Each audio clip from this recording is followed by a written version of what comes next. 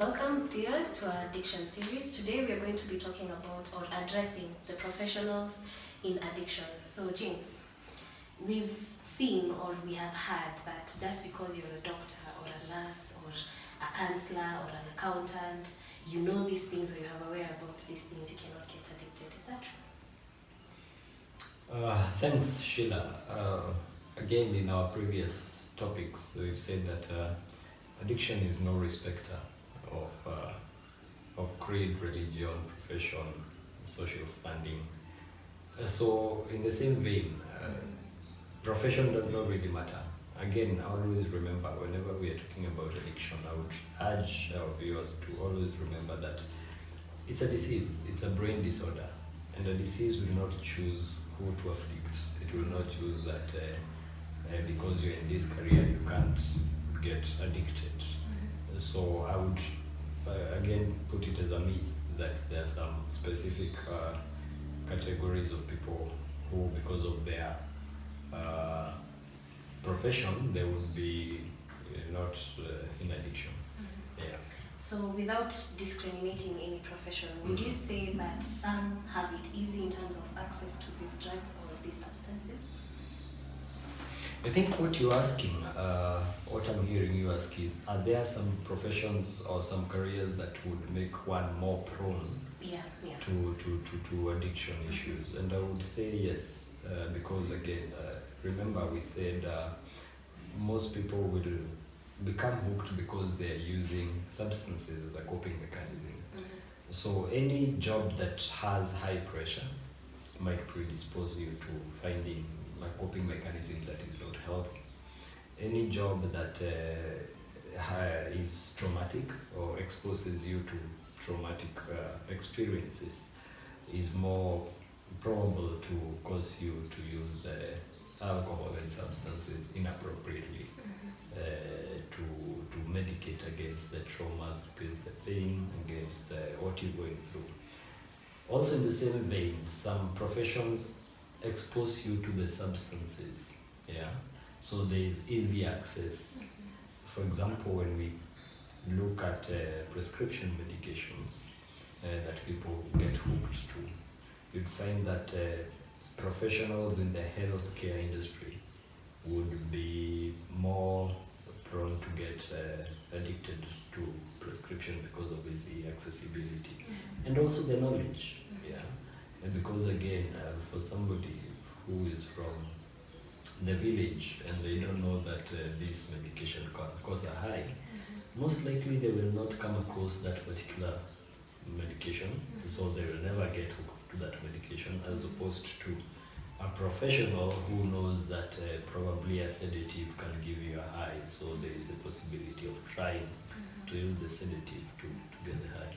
So different professions will predispose you to different medications. And You've spoken of self-medicating as a way of coping with maybe the pressures of the job. So what are we, the public, supposed to do about that? Or what can we do so that we don't get to that point of maybe self-medicating? that is a tough one. What does the public do?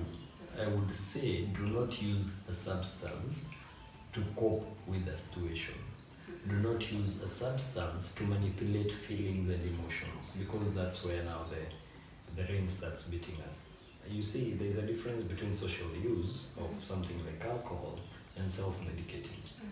If you're using alcohol because you're angry, for example, or you're using alcohol because you cannot sleep, or you're using alcohol because you have this pain that you can't deal with, then already you're self-medicating.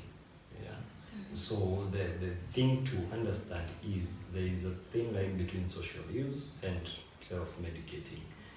I usually hear people say, nimekasirika sana wacha nimekunywa chupa mbili. And that already is an indicator that you're crossing the line pole pole. So the public, the general public, what I would say is, as long as you're using a substance to manipulate some feelings or some emotions, then you're crossing the line. What about the employers to these people or the people who give out the jobs? What would you say to them in regards to addiction? The role of the employer in not necessarily addiction but in recovery or ensuring their workforce is protected. Number one, understand your employee. Yeah, because at times you can see, if you're careful enough, you can see the signs. But at times we wait until it's too late when the person is fully hooked. So understand your employee. Understand that addiction is a disease. Offer help. Offer therapy, and by help I mean get professional help. Do not view addictions as self-inflicted. Intervene when necessary. Create forums where people can just share what they are going through, and What about this issue of support, don't condemn. Support, do not condemn. Okay. Yes. So what about this issue of stigma and discriminating a person maybe going through addiction in the workplace? Because we've had examples of certain people who their superiors will say, "Asi wewe uache tu hii kitu, najua tu vile mtafanya." What would you say to address that specific issue? Stigma comes when people do not understand something. Stigma will come because people think it is self-inflicted. Stigma will come because people think that the person who gets into addiction is a lesser self than the rest. Stigma has no place in today's world, especially when it comes to disorders of the brain.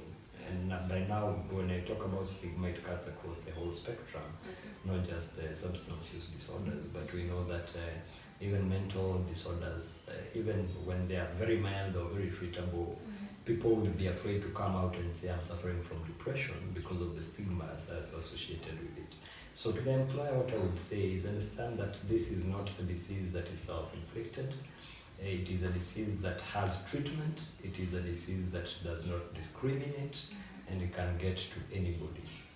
So again, let's try to understand where this person is coming from, and with the right interventions and the right treatment, recovery is possible.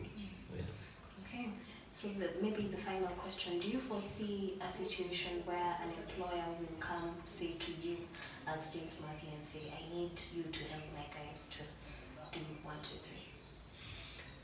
Most employers nowadays are embracing the fact that substance use disorders are treatable and manageable, and they're incorporating health talks and substance use psychoeducation in their wellness programs. Some governmental organizations, by policy, are required to have ADA committees, alcohol and drug abuse committees in their workplace. So we are seeing, and like previously, we are seeing an embracing of addiction as a mental disorder more and more in the workplace. Maybe we're not there yet, but at least we are much better than we were a few years ago. So it's a step in the right direction. It's a step in the right direction. I think what we need to do is just keep on psychoeducating the family, psychoeducating the public, and we will get there. Okay, so thank you so much for enlightening us and reminding us that we should support, not discriminate.